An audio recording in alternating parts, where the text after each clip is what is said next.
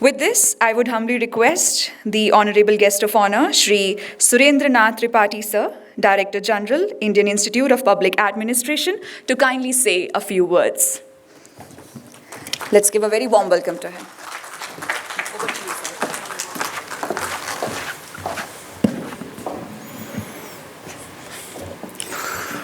sir. Respected Chief Guest, Professor Raghavan, respected friend and colleague Mr. Sharma, and team AICRA, ladies and gentlemen, it gives me immense pleasure being here. An additional advantage of listening to Professor Raghavan, to whom India looks for all the solution that, and I being from bureaucracy, we create those problems which he finds solution thereof. India's education landscape, and within that STEM, now people call it HASS, or many more acronyms are coming, HECI, I don't know how many things will come. But fact remains that we are no longer an illiterate society. But the definition of literacy has changed. Somebody has said that literates are not those who understand, read, write, and account. Illiterates are those who can't learn, relearn, and unlearn. Today we have come to a stage where this becomes more relevant than learning per se. We are a billion-plus nation, 1,043 universities, 40,000 plus colleges, 1.65 lakh schools for only 6.5 lakh villages. This is 4 times more than China's.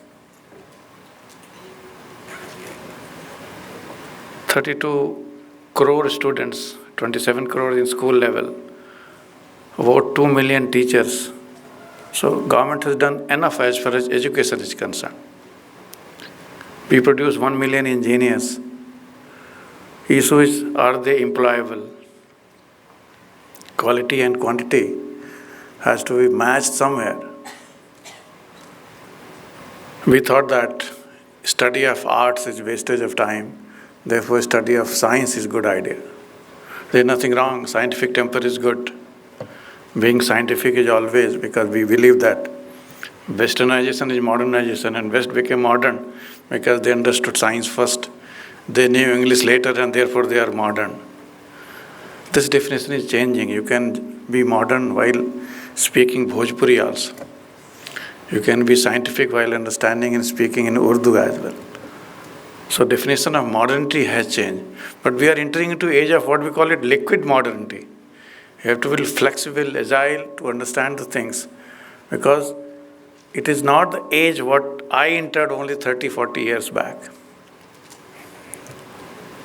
When life used to be 3 stages: study for 20 years, work for 40 years, enjoy the post-retirement life for 20 years. If you survive 65, 70, it's God's grace. I am in fact 62, so I have already enjoyed 2 years of grace period. When we became independent in 47, our average life expectancy was 27. So we were not supposed to get senior scale also before we die on an average. Today, because of science, because of technology, because of scientific temper, because of education, life expectancy has increased. In fact, we are almost nearly 70. Our gender ratio has improved. Many more pointers are good. Something is missing, and that need to be deliberated and discussed. When life is no longer 3 stages, can the study and education be 3 stages? When we were studying for 20 years, 14 years of education was giving you additional job and better job. Today, each year of higher education is not giving you 1% higher wages, except for few. If you are undergraduate, you are employed in a restaurant or in any big company, you will be paid higher. But if you are a graduate employed in the same company, you will be paid lower also. Reason is not that they are underqualified. Reason is that the job market has changed and our skill sets have not changed. You require 3 sets: tool sets, skill sets, and mindset. All 3 together. It is not one and another.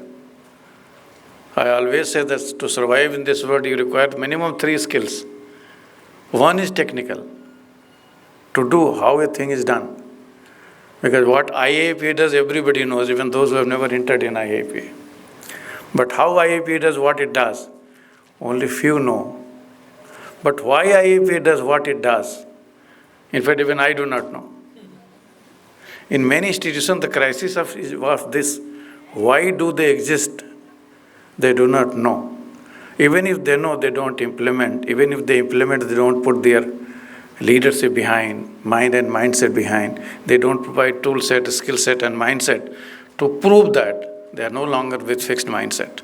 You must have studied that famous book, Mindset.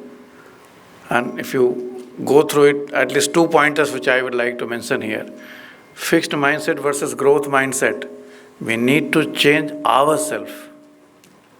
As long as we will be waiting that somebody else will solve my problem, we'll be going deeper down and nobody will solve the problem. If there is fire in your house, it is your job to see that the source of fire is taken care of. Fire is extinguished and you survive the fire. If you want somebody else to do the fire dousing, keep on waiting. हम होंगे कामयाब एक दिन. Today governments are in a hurry. Society is in a hurry. Youth are in a hurry. When I joined Indian Administrative Service, for us that by the time we will retire, we will have a house, perhaps a wife to support, and maybe a vehicle after retirement. So that used to be the only dream that we have. Today boys are getting in year one what we used to earn throughout our 37 years of experience. My first salary was 1,200 rupees. Today 1,200 rupees the price of a good coffee. Even that we will bless in case you want a good environment. Things are changing. But one good thing is, which we must appreciate, that we are now investing in ourselves. Earlier we were investing in grooming ourselves. कितना अच्छा दिखना है. Today we are investing in ourselves. कितना अच्छा क्या कर सकते हैं. It is this built to do, it is this built to perform, it is built to succeed that will take India among the Ivy League of nations. I think Professor Raghavan must have been struggling with all these issues because how science and technology can change the face of the world. What used to look like a science fiction is becoming science fact. It's no longer fiction. What we used to say that हम होंगे कामयाब, everybody will talk together, Indians can do digital transaction. In fact, there is statement of the of ex-finance minister in Lok Sabha that how India can become digital. Wi-Fi नहीं है, electricity नहीं है, ये नहीं है, वो नहीं है. I mean, all those problems which are visible were visible to him and everybody else also. But during Corona time, we have proved that 3 billion transactions on UPI. Card companies are running for survival. And by these same Indians, who still per capita income is below $2,000, if the system is perfect, people enjoy, people use those services. Today, government is adopting saturation approach.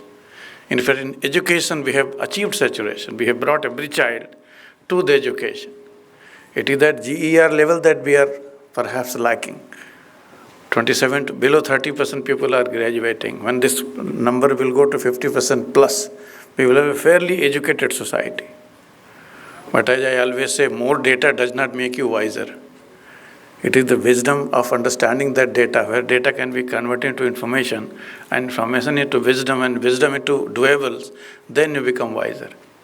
So more student becoming graduate is not the solution. More graduate becoming employable is the solution. And more these graduates come with the mindset that we have here to come solve the problem. You have not come as a guest on this planet, that government will find a job for you.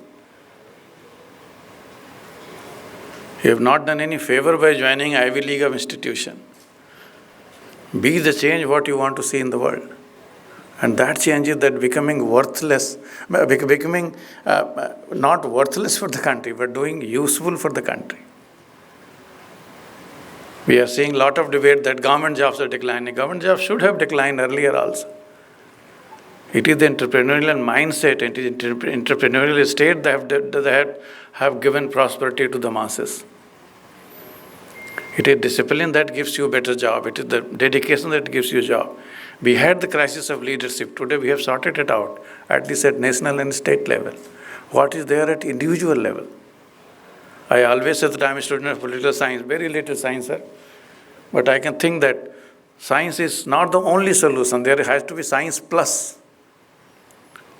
I said that STEM is one way good, but you need HECI, as I was telling you earlier, humanities, ethics, creativity, imagination. You can't put all these things into a wallet and then only learn because you are a good scientific and technical engineer. The need of the hour is leadership at every level, wherever you are. But as Raghavan sir was telling in the lounge, that everybody is expert in somebody else's organization. How to improve you, I know, but how to improve myself, nobody need to tell me. The time has come to look inward. Be mindful towards your own existence, what you can do for the society, for the government, what I call it Sarkar, Bazaar and Samaj. You will be relevant, whether you studied STEM or HASS, Humanities, Art and Social Science, or expert in doing all that you are doing. World is great. I always say that future is here. Only future is unevenly distributed. Our job is to fighting for our own future so that we don't cry for future. But today's future is not an extension of past, which used to be.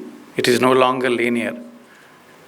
A good painter is earning more money than a good scientist. So it is your call how creative you are. And I must thank the organizers for giving me a chance second time to speak and talk to you. And I come here to learn more than, because in any case, I am not a science student, so I will not be speaking on these things. But it is scientific temper, that is what we are working for. It is that attitude that how science can solve the problem of humanity.